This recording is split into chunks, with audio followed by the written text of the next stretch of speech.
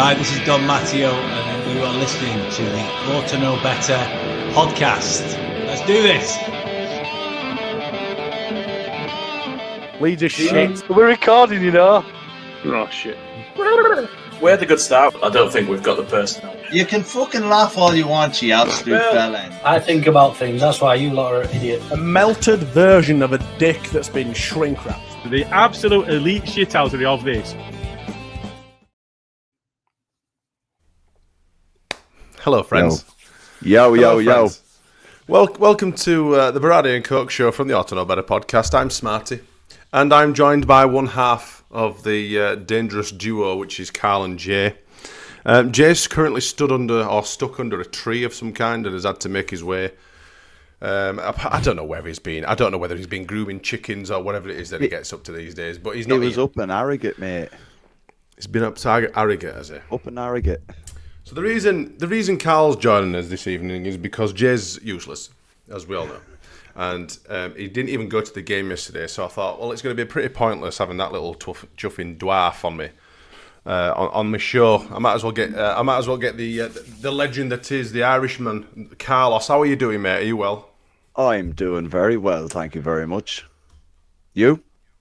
I'm doing all right, mate. Thank you very much. Yeah, it was nice to see you. You too. Saw a few of us pals yesterday. First time I've been to Peacock for a little while. It is, yeah. All in good spirits. Yeah. So it was kind of strange seeing you there last night because I hadn't seen you for a while. Like, I've only seen you through this beautiful medium that we call the Ought to Know Better podcast. That's about it. The virtual medium of yes. I think Jay will be making it on at some point, but I don't know what he's seen. I don't know what he's going to make of the whole game yesterday. However, we shall crack on. Now, I think you predicted during the middle of the week Desmond. Am I right? I did, didn't I? Yeah. You did, didn't you? You went for a 2-2 draw. It was a 2-2, did it kind of pan out as you thought it would do? Or, it kind of was a game of two halves, wasn't it? I mean, I have got a momentum graph, and we'll pop that up in a little bit. How did you think it went? Let's talk about first half first. Did you expect it to go the way it went in the first half? Yeah, I thought it was going to be a little bit different how we played against Chelsea, but obviously not having Numecha up front with Calvert-Lewin. Now, the game overall, the first half, I thought we contained them quite well. We had a couple of efforts ourselves that we could also say were unlucky. We had Okafor with an effort that was maybe 2 or 3 yards wide, which wasn't bad considering it was a cross goal and it was an inside foot shot. But I thought the performance in the first half was quite good. Thought it was very good, to be fair. There wasn't anything that I think anyone could get away with moaning about, unless you're a Liverpool fan, by the looks of the meltdown online. Yeah. But no, I thought the first half went quite well yesterday, and we'll get on to the second half in a bit. But yeah, there was a lot of positives to take from that again on Saturday. Yeah, I mean, you can say.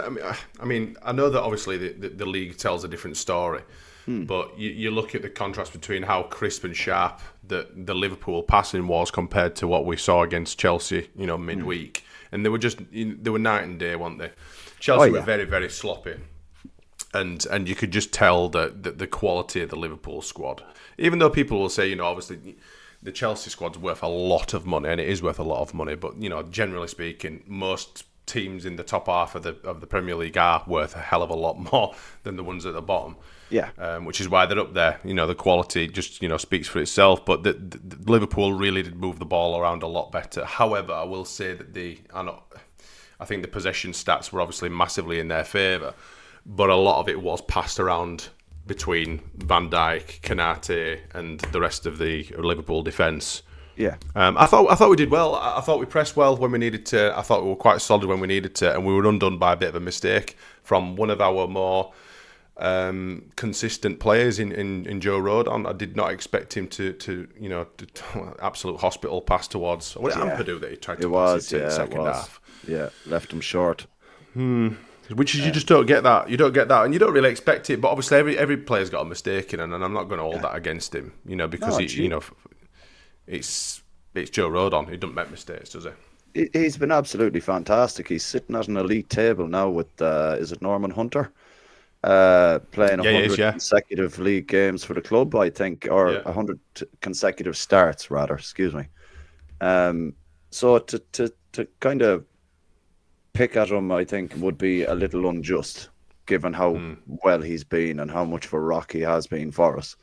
But obviously we have to, because that's the idea with the pod. We can't just come on and sit here with rose-tinted glasses and think everything's fine when certain things happen, you know. In relation to that first half, we contained Liverpool very, very well. Very well, I think. Limited them to not an awful lot, let's be honest, regardless of how much possession they actually had. I don't recall many efforts from them that, bar the crossbar. I think Perry had to make a couple of saves header. in the first half. Yeah. Yeah, but to say that we reduced them to trying to get the ball in the box from wide positions to a centre-back that, let's be honest, shouldn't have been up there really, but and a long-range effort, I thought we did quite well. And I thought going in at half-time, the lads and Daniel would have definitely been looking at that going, this is there for the taking, like. Very much, in my opinion, it was there for the taking. It could have been, it could have easily have been a sneaky 1-0 the way the first half went, you know. Yeah, I think I think Metcha was a huge miss for us yesterday, and I do like Okafor, and I liked when Farke brought him on against Chelsea. You know, I thought he did a job, etc. But you know, against tired legs and stuff. But yeah, I think we did miss Metcha. I think he would, alongside Calvert-Lewin in this new system, or one of the new systems, because I think once we'd conceded 2 goals, we went to the 4-3-3, didn't we? Yeah. And that's when it started working a little bit more for us. But yeah, I do like the Metcha Calvert-Lewin partnership. I think it just works, and I think against some big lads like Kanate, I think he's like 6'5". He's a chuffy. I mean, he's a bloody donkey. I was just going to say, yeah, he's a donkey. I was saying to some lads, like, this guy is supposed to be one of the best centre backs in league, and like, he's a proper he's crap on ball, really, isn't he? He's not that good on ball. He's not very good at all, and I think that kind of showed in how Van Dijk was playing as well, because it's like he didn't actually trust him enough to be able to let him, defend in any way that was capable at all.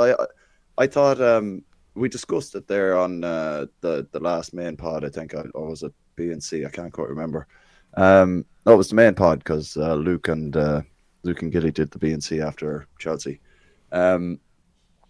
We discussed that the best form of attack in that particular game against Liverpool was going to be put it at their centre backs, put it up there. Now, again, you said that you mentioned there that Nemecha was a big miss. He was a very, very big miss, because there wasn't anyone there to roughhouse the second centre back. Yeah. Once Calvert-Lewin got on the end of the headers or the long ball up to him.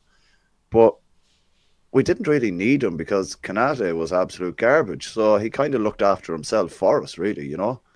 And I like they've got a what is it, like, spent billions on that squad, like. Florian Wirtz, 116 million. Well, Wirtz were ridiculous, and Isaac were an absolute fortune as well, wasn't he? Yeah. What they pay for Isaac? Was it 120 I want to say million? 120, I think, yeah, some 120 million or something. Absolutely absurd money to be spending on players like that. Now, don't get me wrong, Isaac had a great couple of seasons at Newcastle, but whatever Slot has done to him, Jesus, like it's like he's one of these unknown strikers that you pay the big bucks for that you're not quite sure about. But I thought the formation was good in the first half. We were fairly solid. We gave them a torrid time here and there. I don't think it was very much one-way traffic all the time. I'm sure the momentum graph will probably tell me otherwise. But yeah, from like an eye view of it, we seem to be able to go toe to toe with them. I think they're more organised than Chelsea were, and I don't want to take away from the Chelsea game and the performance, because it was fantastic. No. But you're going up against Premier League champions. You know what I mean? Glenn's in the chat, and he said that a lot of second string Chelsea versus Scouse first team Liverpool centre backs were a great first half. Yeah, they were. I mean, they should be. I mean, Virgil van Dijk, yeah, he's probably not at the where he was a few seasons ago, but he's still an absolutely class centre back. But yeah, I think, like you said, the second string Chelsea. I think it's easy to say that it's second string Chelsea, but that second string Chelsea would still absolutely walk into our first team. Yeah. and they're bringing like chuffing Garnacho and Neto and stuff, and them sort of players off the bench where we're having to bring Brendan Aronson and Jack Harrison. It's completely different. It's just totally different. So yeah, they were second string for a lot of it, and that's down to Maresca, who decided to do that. I saw like after the game against Chelsea that a lot of their fans were thinking, why the hell did they set up the way they did against us? They expected it to be a difficult game. Apparently, as far as Chelsea are concerned, we are a banana skin fixture at home, which I've never heard any of them say that before, but no. I suppose it's true. I mean, Chelsea don't seem to do too well up at Elland Road. Well, their keepers definitely don't. The keepers definitely don't. So yeah, I get what you're saying, but like you say, Liverpool were leaving like Mo Salah on the bench and stuff, and I half expected them to bring him on. And I said to lads at Iowa, I thought this could change if they bring Salah on, because I think Goodmanson, as much as I love him, he'd made a couple of that second goal were his mistake, and I don't, like I say, I'm not going to hang anyone out to dry because we played really, really well, and it was just one little tiny mistake, just like Joe Rodon's were a mistake. We have to expect these things to happen, especially against a team that's going to press us so and move so quickly. Yeah, they're chuffing. Honestly, they move so quickly, and it's a complete stark contrast to us. So that we kind of take our time a little bit, and it's nothing like we used to play under Bielsa. But Liverpool are so quick and so direct. It's frightening, their pace. And it were only a matter of time before someone was supposed to make a mistake, I suppose. But yeah, they can shift the ball really quickly, like, you know what I mean. And once they get players on the ball that they know exactly where they're going to go, then they know everything. Like Curtis Jones, like he was very good last night for them. Let's be honest. He was dropping into the centre of defence to help out, putting them into a back three once they started bombing forward. He was kind of doing an Ampadu role in a sense, where Ampadu would sometimes drop into the back four and help out if the wing backs were gone forward, that kind of way. But he was very good last night, and I think it's a lot. It gives us a lot of credit to be able to come away from a game like that, and the players that they'd left on the bench are still as good as the players that were on the pitch. There's no, it's not chalk and cheese there. They're of equal caliber, So I think overall in that first half, I thought maybe there was one or two instances where you're kind of looking at it and you're like, Jesus, if we could have done with Tanaka in certain areas of the pitch earlier on, But look, the first half was good. I was happy enough with it. Went downstairs, had my pint, didn't finish my pint, and missed the first Liverpool goal. Did you? Quite a few people did actually.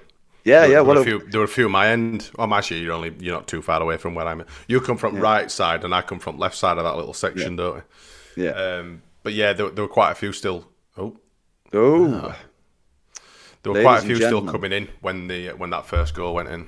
Yeah. Do we have? He's wearing some head attire. Are you ready, James? Do you want to give us a nod? Are you ready to come in? Here he is. Always ready. Hiya, Jay. Here he is. Always ready. Safe as houses, safely home, battling the winds and the weather. Thankfully. Some poor person had a tree on top of the car, but it wasn't me, so it's all right. And they weren't in the car, I hope. Well, I think they were, but it didn't look like it had crushed it. It just sort of landed on it and were blocking the road, but it were in one piece still. Okay, good. Right. As long as no one was hurt, that's the main thing. Yeah, it didn't look too serious in that sense. We're just about to talk about the second half. It was a game of two halves, obviously. I don't know what you've seen. I was watching most of the game. Did you? You did see it? There were bits that I missed, and as it would happen, where we were carrying a giant balloon arch across the road in the wind for this party, I had to put my phone in my pocket for 5 minutes. Oh no! Now it were 0-0 when I put my phone in my pocket. And I sat down after we'd got this thing in and got my pint, ready to carry on. 2-0, and I was just like, "What the fuck?" Where throw your phone at the wall, fucking bastard! I was fuming, and it was game over at that point for me. And I thought, this is a fucking waste of time now. Did you really think that was going to be it, Jay? Yeah, I did, because I'd not seen how they'd been scored at that time until I managed to watch them again after. So it just looked, once it was 2-0, we didn't look like doing anything for a while. The game were well won for them at 2-0 to me. Like, it just looked like a formality for him at that point until Canati lost his head. I agree. I absolutely agree. I'd go slightly further back than that, though. I think the inclusion or the introduction, should I say, of Nonto and Tanaka, I think we started to look a little bit more dangerous. Once we dropped to the 4-3-3 as well, completely changed formation, I think we did look a lot more threatening. And fair play to Farker. You know, I was saying it in pub to Bryn and a few of us, obviously yourself, Carl. You know, fair play to him again. He made the right decision. He brought the right substitutes. I can't get my bloody words out. Get your crock out of your mouth. Honestly, he made the right decision to bring the right sort of players on. Obviously, some of our lads were getting a bit leggy, etc. Taking Biol off were a bit of an eye raiser. I didn't think he would have done that, but obviously to go to the 4-3-3 that he wanted to do, you know, a very good substitution for him, and we just kicked on, and it's just that one thing. And this is why Elland Road and Under the Lights is just different gravy. It is. It's just completely different gravy. Don't know what it is. Something in the air. Aronson, I thought he were great as well. He, you know, and as much as obviously, you know, some of our peers would like to slate him, etc., etc. Some of us will see sense and will give credit where it's due, etc. And I think using Brendan Aronson in that kind of environment, in that role, bringing him off the bench and letting him just run around like an absolute frigging maniac, I think he did very, very well, and full credit to him as well. Well, he has an assist to his name, doesn't he now? Well, absolutely, yeah. He played well. I thought he played well on right wing as well.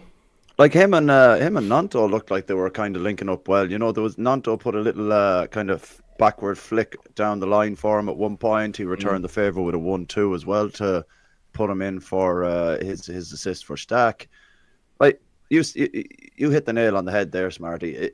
It's no slight on Brendan Aronson. He looks more impactful off the bench when teams are tiring. Because he was running at players, like we've mentioned on this pod a couple of times, where we want him to run at players to kind of draw them in and potentially draw the foul out of them. And he looked like he was basically on that last night. And you got to give credit where it's due. He did perform last night, and he didn't let the team down when he came on. I don't recall any sloppy passes from him in the 20 minutes that he was on, perhaps 15, 20 minutes. Well, he played a part in the goal, so. Well, this is the other thing, you know, so you got to give him credit. Like, he was very sharp when he came on. I were really happy with him. I have got some other starred comments, so we'll go through them in a little bit once we've tried a bit more. It's like a bit of a tactical bomb, isn't it? Changing formation, then throwing Aronson on as well, because it kind of changes everything they're doing. They have to then react to us, and then you throw this guy on who's just like an idiot running in all directions. They don't know what to do with the guy. If he actually does the right things and doesn't give the ball away, it can be very effective. And he was pretty good. He was pretty good at all those things in that game. I felt. I was a little worried when they were going to when we went to 4 at the back to 4-3-3. I thought, Jesus, this could be like we know what's worked the last 2 games in the second half against City and the whole game against Chelsea. Now it's just a little bit. We're already 2-0 down here, and we're but it worked. It's proper credit though that he dared do that, because if we'd lost that game after he reverted to that, he would have got slaughtered. The thing is though, this is what I was saying midweek. This is what I said midweek though, if you remember. If you go back, these players or these managers especially will know how to overcome a 5-3-3 or 5, whatever different formations you want to play. If obviously Liverpool would have done their own work and seen that we played that sort of formation against Chelsea, etc. They would have been expecting it against them, so they will be set up to play against that. As soon as he brought some different substitutions on and went to the 4-3-3, bang. We're not playing a 5-3-2 anymore. We're not, 3-5-2, etc. It's completely different. The shape's changed. The structure of the whole, the setup, everything's different. The pace is different. Everything's different, and all of a sudden it's giving them something more to think about. They've got a Brendan Aronson running around like an absolute lunatic. Yeah. Nonto's being more direct and obviously trying to cut in, etc. Tanaka's pulling strings in middle of midfield. It's just just incredible, really. Fair play to him for changing around. The subs for me weren't panic subs like they have been the last couple of weeks, where it's like, we just get a load of players on the pitch and hope to God something happens. They were they were very much tactical this time, and Yeah. fair play to Fark. The fact that he was able to kind of look at it and go, you know what, we need to do this now because they were overrunning us a little bit. And you could see that the midfield was kind of losing the battle a bit. And once Tanaka came on, he's different gravy, man. 2.9 million class, great British pounds for that guy. Like he's fantastic. I said to Tony, one of the lads I'm with, and I says we will really, really struggle to keep all the Tanaka and Goodmanson. I think even if we stay up. And I don't want to put a bit of down. I just say because these teams, especially being on at this sort of time as well, these teams will be looking at these two players thinking, "Fucking hell, we'll have a bit of that, please." Goodmanson's just unreal, isn't it? He's just absolutely class. Yeah. I'm just going to read these two. I'm just going to read these couple of Aronson comments off. BJ Ken from Wisconsin says that's Brendan's role. Chuck him on with 25 to 30 minutes to go and tell him to be as annoying as possible. Absolutely. Mark Barlow said Brendan Aronson off the bench chasing the ball is fine. We shouldn't be starting him as he hasn't got enough of a skill set to be a star. I agree. Yeah, I agree with that. And there's one from Michael saying, what's all you... Oh, sorry, no, that's a different one completely. Herbert was the one I was going to come to. Brendan won't let you down. Just don't expect him to be anything he's not. And that's a fair point, But I think we'll finish the Aronson, loving, I suppose. But I think people just saw the price tag a lot of the time for Aronson and used to judge him based on the fact that he cost us 25 million, which was an absolutely obscene amount of money. Because he's just not worth that sort of money. But I think used in the right way, used in the right place, he's an asset. Certainly as a substitute. I think we paid for some perceived potential that turned out not to be there, didn't we? Perhaps, yeah. I think from Smarty, you've played club football and whatnot as well, but I know myself that if I'm not starting, I'd rather come on with 25 minutes to go and have an influence on the game like he did than play for 65, 70 minutes and do absolutely nothing and get slated for it. You also have an impact. Yeah, you do. Like, that's the thing. Nige is in the comments and says, Slot said before the game he changed his shape after watching Leeds v Chelsea. Well, there you go. Yeah, of course he did. These people know what they're doing. It's their job. And they all will. Yeah. But it's good that we can rely on the fact that he might change back to the 4-3-3 if the 5-3-2 is not working for us. Yeah, and that'll keep people guessing a little bit. Exactly. I think so, yeah.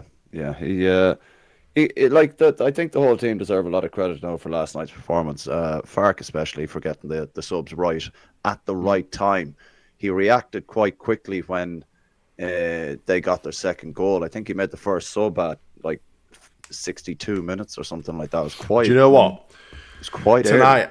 I'm absolutely raw dogging it tonight because I've got nothing written down. I've got totally, I'm totally blind going into this. It's all vibes, this podcast, I'm afraid, guys, which is why you're along for the ride. It usually is. Yeah. I like to have a few little bits and bobs written down, but I'm absolutely going in blind on this one. We're just all having a nice time. It's Sunday evening. It's Christmas. Yeah, it's great, man. I'm having a great time. I had a bit of a nightmare just before I came on because our lass has decided to nick all frigging extension leads and plugs and stuff that I normally plug all my shit into because she's got fucking shit like this floating around. I had to turn that off and off because Cal couldn't see me. I was like a silhouette. Just this shape. Yeah. You're right, mate. Christmas time now. It's the time of extension mystery leads. Man. Frigging electric bills. But your front garden's like a display at a garden centre, isn't it? But you want it's not too bad. It's not too bad. Although I was risking my life the day before yesterday, up some ladders pissing fairy lights in trees and shit. I love it. It's great, isn't it? It's great. Yeah, man. You've got a young one there in the house as well, so it makes it more Christmassy, doesn't it? So it's all good. It's just so Santa can see the house. That's it. Yeah. Exactly it. Let's talk a bit more about our goals then. Yeah. Nonto obviously comes on and gets the penalty for us. I half expected it once it had gone to VAR to be completely chalked off because it's Liverpool. I didn't think that the referee had a great game, if I'm honest. Contrast that with Chelsea and the fact that ref was letting us, just letting the game continue. We were expecting some tackles to fly in. Yeah. And I thought the referee, I can't remember who refed us against Chelsea. I thought he had a really, really good game. It was Taylor on... Was it Darren England? It was Taylor on Saturday, wasn't it? Yeah. I only know this because I watched the match ball earlier and they mentioned him. Right. It's the only reason I can remember the referee. Right, I've not seen square ball stuff yet, but yeah, I thought that it were very soft. I think some of the the Goodmanson challenge deservedly probably a yellow card, to be fair. Oh, Darren England on That's what I said. no, last week. Right, on Wednesday. Okay. You're confusing me. Don't do this to Taylor me. yesterday. Yeah, I thought it was Taylor. Yeah, I don't rate him. Although like I said, we got the penalty, and up steps Dominic Calvert-Lewin. What were your thoughts when you saw that one going, Carl? How were you thinking? Were you confident that they were going to score that? Oh God! I'll be honest with you. Yeah, well, he's what's that now? Is that 4 or 5 goals he's got? He's on a bit of a streak. You got he's a confident striker when he's getting into positions. You know what I mean? And I think if my ears have gone off. Oh, that's all right, man. I think he's going to be confident, and he wanted to score his first goal at Ellen Road as well, So I think he struck it very, very well, and the potential to absolutely banjo it was very much there at some points. Banjo it, man, yeah. But no, I wasn't scared at all by the fact that he took the ball off Pascal and put it on the spot. I was fairly confident he'd put it away personally. Absolutely, Glenn. Yes, Glenn. Yeah, we will all be at the Palace game. We will indeed. I got a bit of a camera. I got the old camera action out, being one of them sort of touristy wankers. I did. I got a really good angle of it actually. I sent it. I know. I always, every single game I go to, I always take a picture, the same picture in exactly the same place. It's usually when a corner's in or whatever. I will take one picture, just as a memento for the game or whatever. It's a bit sad, but I've done it for literally years. But for this one, I got the old phone out landscape. I thought, zoom it in, and I've got a great angle of Dominic Calvert-Lewin stroking one in. But yeah, fucking great. Lovely. I mean, I was shitting it, mate, when he stepped up. I was just like, oh God. Really? Oh, have I gone crappily again, have I? Yeah, I was just going to say that. Right, tell you what, let me drop out for a second and I'll come back in. I want to interrupt you. Sorry, Jay, continue on there with your point, man, while he's sorting out his earlobes. It's his turn to have the IT issues. Absolutely. I was shitting it because it were the way the game had gone. They were kind of now or never if we're going to get back into it. Do you know what I mean? It were a high pressure penalty, so fair play to him because he were cool as a cucumber.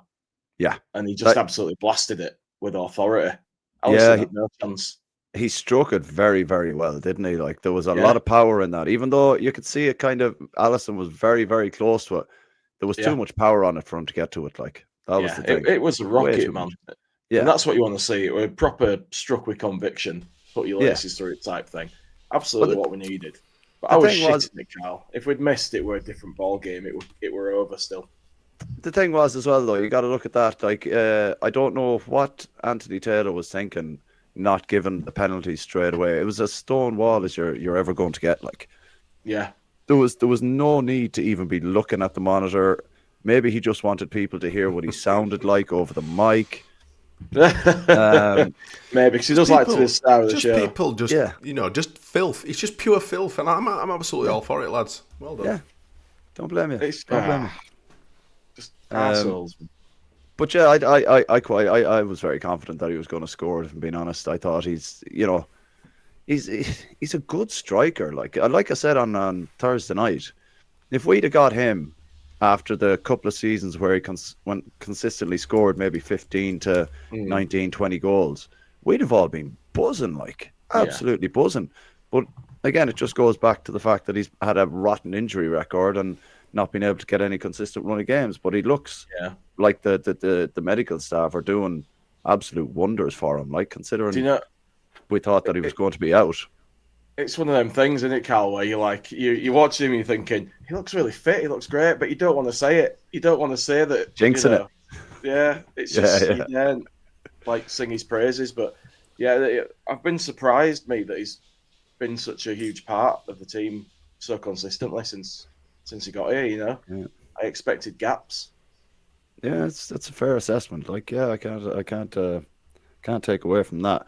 I just, I just want to go just for 1 second. I want to kind of take a little bit of a rewind for a second because we're talking penalties. Just a little with the rewind, just for a second, right? Because I want to talk about the Liverpool's second goal, or it was the second goal where Perry clashed with what's your man? Ekitike.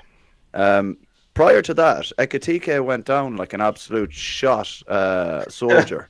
And like what annoyed me was there, I turned around to Debs and I said, if that's not a penalty, then he should get booked for simulation. Yeah. Because he went down. Oh, yeah. So he threw himself over, didn't he? He threw himself down. So if the ref was doing his job properly, he'd have stopped the game. They wouldn't have the chance to rebuild their momentum to get it out wide again, and he would have been booked. But we all know that the ref was wearing a Liverpool shirt under his top last night. Like, so I think it's the ref has a lot to kind of answer for there, because if it's not a penalty, then it's a free out because it's simulation and it's a booking for the player. Yeah. But when you ref was shit, Matthew. Absolutely, Matthew. The ref was shit. Yeah, it was. In full agreement on that one.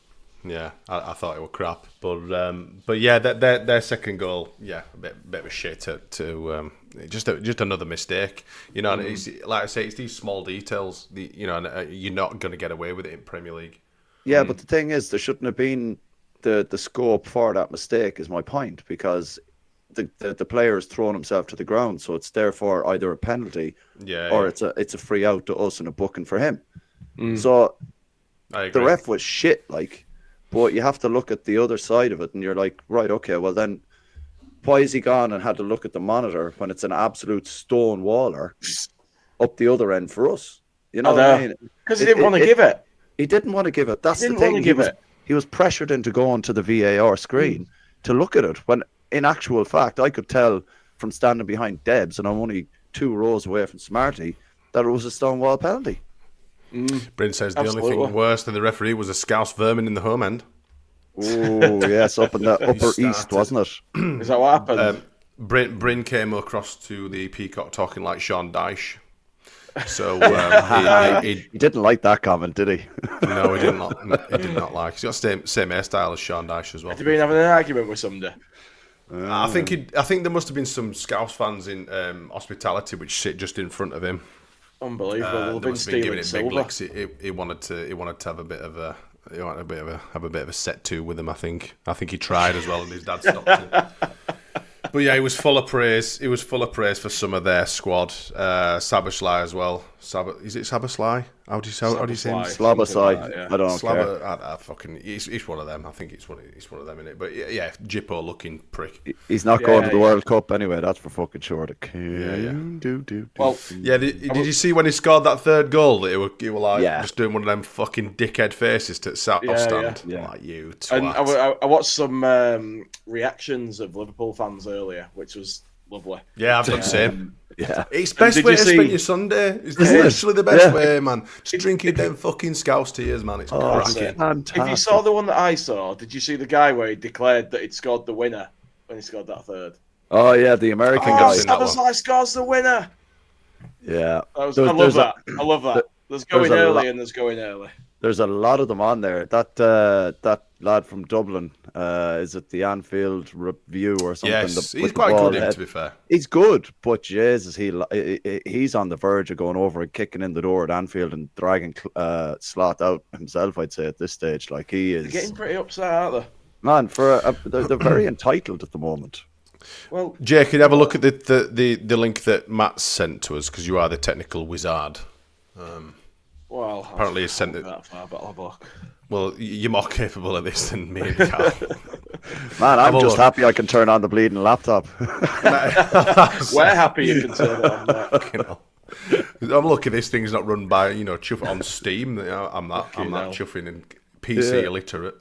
But yeah, it's that third goal when Tanaka stroked it in, man. Another stroker for you guys in the chat. Just I don't know if he mishit it or whether he actually meant to hit it into the floor or whatever. But I think it was intentional, man. I think he meant that. Yeah, the way the ball was looking at him. There was no other option. If you watch it from the angle behind the goal, there was no other option for him to hit it any other way, because Alisson was committed to going to his feet. So if he tried to keep it on the ground, he's not getting it. Alisson's getting that, like. But yeah, no, I like the Tanaka finish was absolutely banging. 2 goals in 2 games, both at Ellen Road. He's phenomenal. I bloody love Tanaka, man. Our friend Emily Render put out a tweet both Wednesday night and Saturday night. I'm sure she won't mind me saying. She was like, I'm gay, but I love this man. Is what she said. Both Wednesday and Saturday night. So if indeed. Yeah, if Tanaka can do that, then the man's a genius. Man's a genius. Fair play to him. Right, okay. I think I've found this thing now. So let's have a look. Have you done it? Let's have a gander. I hope it's not. You said I'm more capable than you. I hope he's not throwing us under the bus here. No, I think it might be the one that Johnny put in the group earlier on. I'll let one of you guys analyse it. Should we analyse it together with the chat? Yeah, chat. Get involved as well and let us know what you think. Just get it. Yeah, Jay hears this a lot, but get it up, Jay. Always, mate, always. But I always respond. There you go. Oh, Jesus, I've not seen this. So let's click on this one. Right, that's offside to me. So, did they change this at some point? So it was the attacker's feet that they were doing this on, or was it meant to still be the... Well, it's the shoulder's still supposed to be... I mean, you can still score with your shoulder, can't you? Just not your forearm or your other part of your arm. Well, the attacker that is being passed to has to be behind the ball when it's played to not be offside. Yeah. Once you're in that position. I know that. He is not behind the ball when it's played. The lino is looking right across it as well. That's offside. Yeah, but they are worth a fucking wank, are they? Bloody we might as well not even have them. Like them soldiers outside Buckingham Palace. They're decorative. Chuffing. They'll be first ones out of a frigging job as soon as AI takes over. Chuffing linos, just dickheads with fucking flags. You are literally no point. There is no point. Anyway, nice one for providing those, Matty boy. Yeah, they're to me they're probably more conclusive than the one that Johnny put in the group earlier on. That looks offside to me. VAR validated yet another offside goal in the Premier League. Ekitike was offside in the build-up to Liverpool's second goal against Leeds. This is now the 6th offside error in just 4 match weeks. And then them wankers have got the frigging cheek, the absolute cheek to say that we were gifted some stuff as well, and that they're not done to. Fucking honestly, I love it. I'm absolutely fucking victim pool. I've been showering fucking Scouse tears. Love that. It's not, man. I just washed my car in them, man. The Isaac curse is still in effect for Liverpool. Oh, that were it. Yeah, Glenn's made a good point. It's funny that it's maybe a soft pen and it shouldn't have been a frigging penalty, and then they get that. Yeah, absolutely. Yeah. And DCL's offside for Stack. Yeah. Fucking hell. Yeah. Stack took that well, didn't he? He did. Yeah, it was lovely. That great finish. Great bit of football in the build-up as well. I thought Aronson did very well, and Nonto as well. You know, just a great little bit of play that. And this is what we can do. You see. I like. Can I ask you, lads? The tide's turning. Are you starting to feel more confident in the players that we have now, with the fact that Farke has decided, look, I can change things up tactically when needed, and put players on in positions that maybe you wouldn't have done previously. Like he's left Aronson on the bench, then brought him on. Same with Willie, but they've come on and they've very much impacted the game on Saturday. Like, are you more confident now than you were maybe 2 weeks ago? Absolutely, I would definitely say so. But I think that the fact that, I mean, you look at that squad that started against Liverpool, it's largely what we had against what we had for the entirety of last season. Yeah.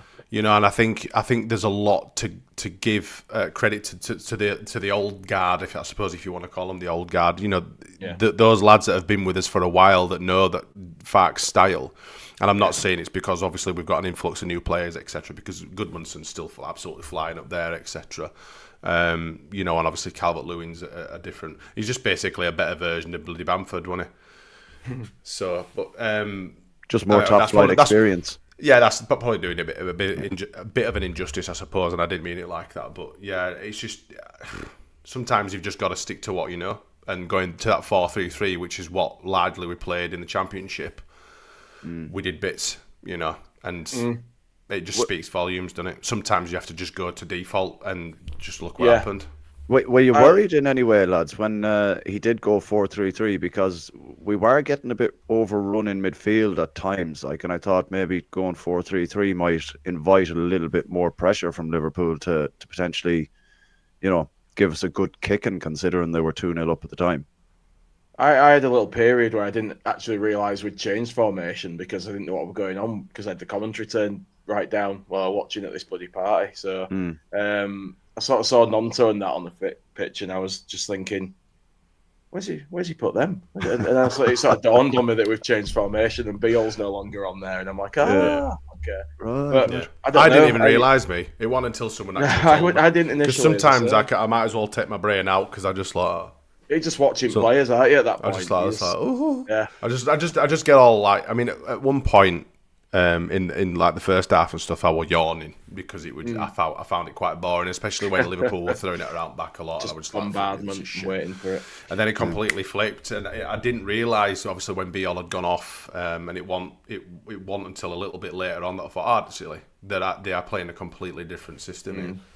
I'm happy about it really, because if he's still going to use a different system at times, that means there's still opportunities for players like Dan James and Willie Nonto to be involved and to contribute and stuff. And that was a little worry that I had about 3-5-2, about what happens now with these guys. Where do they fit in? Are they going to get pissed off because we're no longer playing systems that suit them? But if he's going to change it up a bit, and if he's willing to put one of the wingers up with DCL, then it's fair play, and I'm happy that we can now move things around a little bit. We're not just stuck into one dead set way. The flexibility is now there rather than being kind of stuck in those ways, and it does give you a lot more confidence. Bottle those tears and the Scousers. Bottle those tears. Yeah. I'm just gonna fly through a couple of comments, guys, because we've got so many people throwing comments left, right, and centre as in chat. It's buzzing. As we all have. That's what we like. Yeah. Keep going. Scooby says, how much do you feel it was energy versus formation change? I suppose it would be both, but I feel the fresh energy. Absolutely. And I think the crowd had a massive part to play in it as well. I think once we saw that we had something to actually fight for, because I think we died off a little bit. I mean, obviously they only sing when they're winning at Scousers anyway. Yeah. But I think once that we saw a bit of a change and a bit more fight, a bit more energy, the crowd certainly got more up for it then as well. And it was just, and they obviously vibe off that. We vibe off them. And it's just like I say, it's just that bit of magic in Elland Road. It's a horrible place, especially when it's rapturous like it was. We're getting shit from referee. You've got fucking dickheads singing about bloody Yorkshire police, and you just think, fucking hell, and it were absolute chaos, wasn't it? And then obviously as soon as we get our tails up with that penalty, that were it. Then it were fucking on. But the thing is, I've watched a lot of kind of Liverpool vlogs from the match day where they build up and they do their whole fucking thing in the stand or whatever, and afterwards they'll be talking while they're walking back to the car or to their minibus or whatever, taxi or whatever, government paid taxi or whatever the crack is, and they, a lot of them, majority of them have basically said that that's what English football should be like. It should be feral, it should be horrible for teams to go to the likes of Elland Road, and we make it horrible, and it's refreshing because they're not the first team to say it this season. Chelsea have come and they've said it. Everton fans were saying it as well at the start of the season. There's teams there, fans there that are recognising it as a massive factor. And to just kind of elaborate on Scooby's point, the energy from us transmits on to the players, and like you said, Smarty, vice versa, it comes back to us, you know what I mean? And we like, I know people are saying the Premier League is sterile and we're probably one of the most toxic fan bases that's going to be in the Premier League, but I'd rather be toxic like that and get the boys over the line personally. It's not proper going to football, is it, if it's not a bit toxic and crazy? There should be a bit of needle, there should be some bad blood. You shouldn't like them, they don't like you. Yeah. It's like, one of the best things about it, even though it's absolute torture in a game like that, and I'm so gutted that was a game I had to miss this season. I says to her, this would have been incredible to have been there. You know what I mean? And yeah, I won't let her forget that I gave that up for her. I hope she's buying you more than a pair of new socks for Christmas because she's ready Yeah, to man. business. I've told her to Definitely. get me some platform shoes, Smarty, so I can Oh, fair yeah. all play. next season. All Just right. tell her not No to buy more you a Lynx body kit set or something like that. You know what I mean? Because that's just Oh, scraping yeah. the bottom of the Just barrel. have to get man. some of them ABBA shoes on from Gaz. That's it, the With Gaz massive has it, yeah. platforms, so you don't have to That's it, you don't have to stand on your seat anymore. He'd send me let's- my eye boots instead, they would, Gaz. It would do. Yeah. Some assless chaps as well. I'm going to fly through some of these stats comments because we are kicking on for time a little bit, so we'll get through a few of these and get some reactions, and we'll. I think it's me, you, and Luke Jay on this week's main pod. And guess what? You're hosting as well. Oh no! Get it organised. Sort it out. Might be Steve unwell. Brown. Steve Brown says the character shown to come back twice was superb. Credit to Fark. Subs changed the momentum of the game. Absolutely. Absolutely.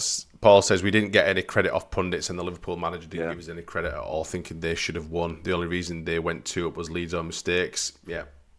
Yep. Mark says, really pleased for our upturn in form. I just hope we can do it on the road as well as home and carry on at Brentford where we left off at the Etihad. Now, this is the thing. This is where it's going to really, really count. It's all right being great at home, and I think if we continue this home form, we will be okay. I'm certainly more optimistic now than I have been for a little while. But if we can carry on this form or this into the away games as well, I'm going to be excited. Very excited.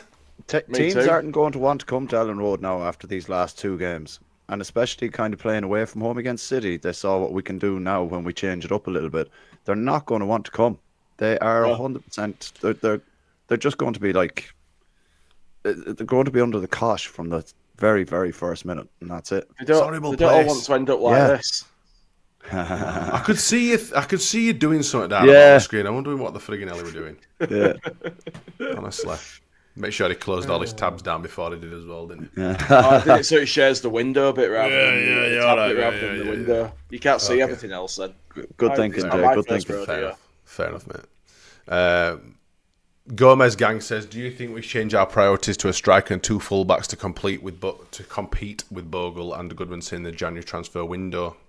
I think one fullback could be useful. I mean, we've got Justin James. And Sam Byram's in the wings as well. I mean... And Bornau He's has come like in now for Bogle the last 2 games as well. Sam Byram's like an old shed car that you buy on eBay and it has parts to keep another one going at this point. Oh, don't take piss out of our Sam. That's Come not on. very nice. The one I thing love him really, to be fair. I love him. The one thing I'd really like is to see Byram at least get a few minutes in the Premier think he will. League for Leeds. Yeah, you know yeah, what I mean? yeah. Because Yeah. you could see how happy he was when we got promoted last year, and it'd just be a crying shame for him to not at least get 10 minutes in the Premier League. I've not for even us, you seen know? him in any like training videos or anything though. I've seen nothing of him. No, well, They just kind wheeled of him off. Send him home. He just sat on one of Put them. your feet up, Sam. We'll call you when we need you. He'll just be sat on one of them like plastic covered chairs in middle of like canteen and stuff like that. You know, the old people sit on just in case they piss themselves and just wipe it down. That's where Sam Byram is now. Just in case he pisses himself because he's old and decrepit. Jesus Christ, the poor Can't fella. run anymore. Poor Sam. Sam, you alright, love? You had your medication? Do you want to rub down? Shall we give you a sponge bath? How are your feet? Your feet all You're right? alright, love. You're alright, love. Paul's in the chat again and says, after the match, Daniel Fark praises players for what they have achieved. For Daniel, it's about his lads. He never takes the praise. Total respect to Daniel Fark. Yeah, again, you know, after an exceptionally tough couple of weeks that he's had, and he's been under the cosh big time, and he's taking some right shit. Yeah. You know, it looks like he might have turned a corner. I mean, it's early days. You know, let's not all, you know... Yeah, it's a long way to go. Get too excited. It's a long season, but you know, on the flip side, we should be thinking about this when we're getting dicked every week. But like I say, time will Absolutely. tell. I'm loving this from Graham Smith. What are you doing now? Are you just fucking scrolling Twitter whilst we're on here? Yeah, yeah. Of course he is, yeah. Mickey Quinn, you know, the dickhead. Oh, yeah. Yeah, he's a fucking It says, dick. call me a dinosaur, but after watching the Leeds LFC game, I can't recall in my 618 professional games ever doing a lap of honour after drawing a game. He got fucking pelters Gilly, in the comments. Gilly He got responded. pelters. Yeah. Gilly did a decent response to him, to be fair. Fantastic. And I was actually going to properly fucking go in on him, but I thought, do you know what? It's Sunday, and I was feeling nicer today. I was going to ask him, when was the last time you saw your dick, you fucking old fossil? But I thought, no, do you know what? I'm not going to fat shame him. I'm just going to leave him, because what's the point? Fuck him. Tossers. I can't deal with anyone from fucking talk shite. I don't even listen to it anymore. They're all wankers. I don't mind Simon Jordan. He does too. Simon Jordan's all right on a good day. You know what I mean? But that's only because he likes us as well. He's got a bit of a soft spot. He does. Simon. He knows that we're a proper club. He says as much. Yeah, he does. Yeah. Michael Gott says, "What's all your views on Okafor up front for injured at Metcha?" I was happy with it, to be fair. Had a couple of opportunities, and to be fair, I didn't think he had any pace, but he looked quick. He looked quick in certain He gets past people because he's got quick feet. No, like he hasn't really shown it because he's more of a tidy feet kind of person, you know what I mean? And he'll do that to get around someone. But he was closing down something heavy. He's a big lad as well.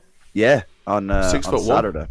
So I was happy enough with it. Like, but again, we've kind of trained for Nemecha and Calvert-Lewin up front, so it's just a little bit different for Calvert-Lewin when he's meant to be playing off someone who's going to be absolutely bossing a centre back like Nemecha was, whereas poor old bleeding Okafor wasn't actually bossing the centre back as much, you know. But I was happy enough with him.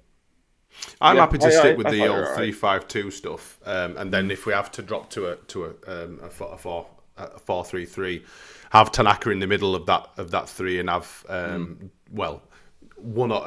accumulation of either Okafor, Dan James, Nonto, one of them either side, and look to, you know, obviously push round sides from there. You know, but I'm really happy. But yeah, I would have liked to have seen how Metcha would have got on against the two big lads. Obviously, Calvert-Lewin having to do it himself. But yeah, I think it were all right. Do you think Pirro will be a bit miffed that he's been put in the He came on, didn't he? back in order? He did. I don't think he did badly when he came on either. He might have expected to be the guy who gets picked if one of the other strikers is out there. I don't think we'll see Pirro for much longer, myself. Do you think he's gone in January? I don't know about January, certainly end of season. He'll want to play. You know, he's a good striker. Yeah. Well, that's the thing. You know, and at the end of the season will time. You know, it will tell for a lot of players. Mate, you know, I can't wait. We go down. Bamford will be back because his contract will run out there. Pirro will be up front Scored again It'll be for amazing. Sheffield United. He did. He did. He's at his level now. No, I think. I think there will be. You know, so should it happen, but. Ideally, if we could look to offload him in January, because I feel sorry for the guy. He's a good player. He's Golden Boot winner last season in Championship. You know, he deserves to be playing games. And if he's not at the level that we're at, then let's use the money from wherever he goes. I don't know, wherever he goes. You know, let's obviously and look to reinvest that in some other options for Daniel Farke to try and have a good start at it. Because I'm telling you now, he won't be sacked anytime soon. Now, especially after them two performances, he's going nowhere. And rightly so, because he's taken some shit and he's turned it around, and fair play to him. You know, exactly. He deserves another opportunity. And if we go down, then we all thought he were cooked on here. We said it. We thought he were done. We didn't see a dramatic change coming from him. It's out of character for him. It's not something we've ever seen from him, really. We've seen tweaks to things here and there, but we've never seen a dramatic change. What's he fucking on about? You know that you didn't reply to Mickey Quinn. No, I'm not there anymore. I barely go on X anymore. It's an absolute cesspit. But no, Farke it's shown us something that we didn't think he had, and that's changed the context of everything, because if he's willing to make these changes and these changes are working, then you can't really sack the guy, can you? No, not at all. But it's just when we do lose a game, people are going to start going crazy again. Well, they always will do. Football fans are very fickle people. Oh, 100%. You know, we need someone to blame. Someone has to always be at fault, whether it's, you know, and like I said, largely I don't think it's been down to Daniel Farke. It just, like you've already said, it's just frustrating that he's been reluctant to change things when it's needed changing, or make substitutions at the predictable 65th, 70th minute when it's needed to be much earlier. You know, and I think there have been a lot of individual mistakes, but that's kind of the quality of the players that we've got. They are very, very good, but they are susceptible to making mistakes and stuff. Joe Rodon, he's absolutely bulletproof and made an absolute clanger on Saturday. Yeah. You know, it's really unlike it's him, just but one of them. happens. Yeah. You only need one player to make one mistake in a game for it to cost you. Yeah. We've already had that one. Nigel says, Van Dijk telling the ref there was a handball for our third goal. There was, he's right, but it was a Liverpool player. Hey, yeah, that's exactly Absolutely, it. It was brilliant. Yeah. It was brilliant. Absolutely slapped his hand out. Man, he was snitching on his own player, but he didn't even realise it. It was brilliant. I saw someone comment on this saying it was like a Christmas present seeing his face when the ref told him it was a Liverpool player that handled it. Yeah. Bloody stuff, man. Mick Ball says we have a good 13 to 14 players, but with injuries it's a concern if one CB gets injured. What do we do if 2 wing backs and only 2 strikers and 1 out now? I don't think it's a bad injury for Nemecha. I think it's only a strain or something in it. Yeah. Hopefully, with a bit of good rubbing, Mick, he'll be back for us with next week. Can I just ask, how did you pronounce Mick's surname there? I didn't. I said Mick. Oh, no. When you were reading it out earlier, I thought you pronounced it arseways. But Mick Boyle. All right, yeah, sound. Is it Mick Boyle? It is. How do you say Boyle? It's a difficult one to get wrong. I know, but I thought he did. What did you think he called him? I don't know. Mick Smith. Mick Smith 111. Come on, Mick Boyley. But anyway, yeah. Mick Boyle. Mick Boyle. Fuck's sake, Cal. Sorry, mate. Bryn says the 3-5-2 was fine, but gifted them 2 goals. Not to lose instead of being reckless and chucking all the attackers on like he has previously. Actually changed formation. We had a plan. Fair play to Fark, and this is a guy that you would never get a compliment from. Not at all. This is like a cold day in hell. This. Yeah. He has bathed himself with sinful tears. Is what he's done. The man's he's changed. I reckon it's because he's living with a woman now, and she's making him have potpourri in little soft and having candles and now. shit on his coffee table instead of his 2 fucking boxing gloves and everything else that he's got in there. It's a house of fucking. Honestly, it's like a museum. His Bryn's house. He's got shit fucking everywhere. He's honestly. He's got about 14 cricket bats in glass. He's like one of them. You won't want to break into his house. You want to see him bloody running downstairs, start bollock naked with a fucking cricket back in the ground anyway. Jesus Christ! What have you just started this? Felix Drew, 5398. People will bang about system tactics and whatnot for why we look better. Biggest difference is we look like we are fighting again. It's great to see. It wasn't an ounce of fight at Forest and Burnley. 1,000,000% agree. Absolutely agree. I haven't seen Felix in the comments before. I don't know if he's a new watcher, but hello, Felix. Welcome. Yeah, but hopefully you're not here for the top shelf of statistical excellence here. This is just a ramshackle sort of nonsensical, sort of job. There's 5 of us. Yeah. Please like and subscribe. Sometimes Jay's here, sometimes he's not. Sometimes Luke decides to show up and then disappears again. It is what it is. We don't take ourselves too seriously. We're a bunch of fucking idiots that talk bollocks on a podcast. And that basically covers it. If that's a USP, then that's what it is. Boxing gloves are... Oh, there, Bren's come back. Here we Boxing go. Gloves are Boxing gloves are under the TV. Candle on table. Bren, do you cut about now in like a little silk dressing gown and some furry slippers? Brilliant. I can't speak. Incense going. What an absolute fucking Hey, lass, get that incense on. Oh, that's brilliant. Isn't it amazing? Brilliant. Isn't it amazing what they do to you? They make you softer. They change you, Smarty. They change you. Honestly. Fucking bowls of shit and fucking cushions, and then there's candles and incense and all sorts. All of a sudden you're like, what the fuck's going on? Stale flowers in a bleeding bowl. It's like, I'm telling you now. Well, Masha, the girl that he's with is a bit of a sports lady. She does like a sport, to be fair. So he's in good company. He's in very good company. She's a good lass. But it's only a matter of time before these prints, these signed shirts, etc., that he's got hung up on his walls are going to be made. They'll come down one by one. Little kittens pictures and a nice vase of flowers. Shit. It's a bit manly. Can we put some nice stuff up? Next thing you know, they're all in his garage, all in his loft, and he has to get a fucking man cave. Blankets, absolute fucking classic, Matthew. And cushions. Blankets and cushions. Yeah. I said cushions. I can see 3 fucking blankets from where I'm sat right now. Honestly. 1, 2, 3. Fucking blankets. Fucking hell. Yeah. Anyway. It does look like a woman's house, Bryn. Yeah. What, has he sent a picture? Yeah. In group. It's all changed. R.I.P. Bryn. He's not the man that he used to be. Throwovers, yeah, that's it. Brenda's ghost, bloody hell, fire! Where have you It's been a while. He's back. I've just remembered me login, lads.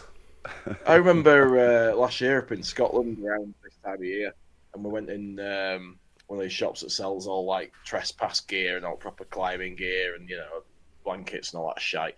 And I bought her this tartan blanket, and it was like furry on the inside, and she thought it was fucking best thing ever. They love it. Yeah. It's easy. Fucking hell. I tell you what, upper middle class is Nige toilet paper with a point on display. Fucking hell. Like a hotel type scenario. Not where we are. Not in friggin' Dewsbury. We get ripped ends where they can't be asked snapping it off end properly. Anyway. Mr. Whitesnake is in the comments. I'm here to brag about the rabbit. The rabbit. Do you have rabbits? Brag about the rabbit. What kind of rabbit? What kind of rabbit are we talking about? You'll have to inbox the Twitter pod, the pod Twitter account with that, and we'll. Has he got a trilby on his profile pic? Is it what's going on with his profile picture there? Might have, unless he's been to Turkey. He's gone all Breaking Bad. Maybe he's like that Man United fan and he's growing his hair to Leeds win 5 in a row. Don't do it. Just win one. Day 497 since Leeds won a last won a game. Jesus. Can you imagine if Carl did that? If Carl I was just going to say, 5 in a row. I'd give that guy a good run for his money. We've got pictures of Carl during lockdown. Still scars my fucking mind. I have nightmares. The one where I'm doing the pod sitting on the couch, and I hadn't been for a haircut in about 10 months. Absolutely terrible. That's why we used to call him Gail Platt, because that's exactly what he looked like. He looked like Gail Platt from Coronation Street. Yeah, that's it. Yeah.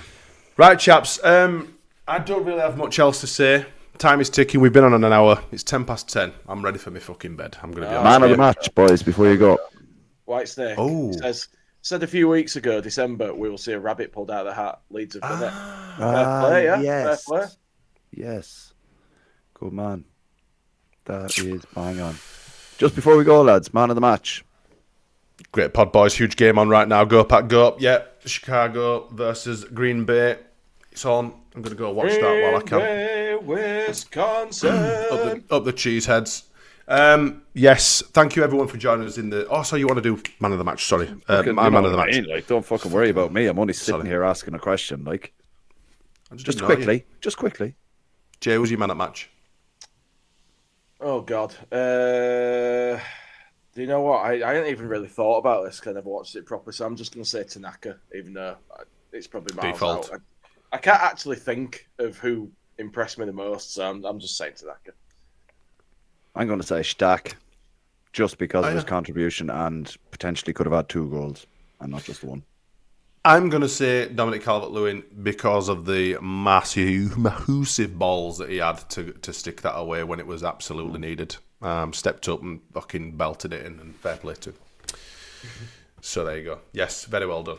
Right, thank you both for joining me. Jay, eventually, obviously, for not rescuing the person under the tree and leaving them where they were. Thank you very much. There was at least 2 people wearing high-vis jackets. I was not needed. That's okay. Someone's got a high-vis jacket. That's official. They might have needed you to climb through a window to try and save them. Like a little gap, get through that little gap. Being short is not the same as being slim. And it's close. An hourglass figure as well.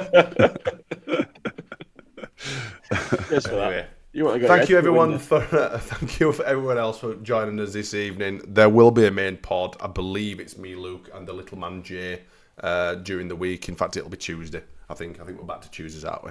Yeah. So watch out for that. Around Wednesday. Thanks everyone for getting in the comments. It's been a good crack. Thank you again, you two, for joining us, and we will see you during the week. Take it easy. See you in a bit. It's all to know better. We all to know much better than letting Carl go on with Jay. Carl again. Luke's calling out bad weathers, and Smarty is no better, and Gilly gets fan mail again. But every time we go live, sharp shit take has been can't speak or even tell the time. It's more toys out of the pram. It's all If I see his mother in we the all know stands, much better. I'm This gonna ends crack an egg show for tonight. And if you like these weapons and you don't think that One last balance, run, please go check out our merch site. Good night. little tosser, and I hate him. He's shit. He's average, and he's a shit house.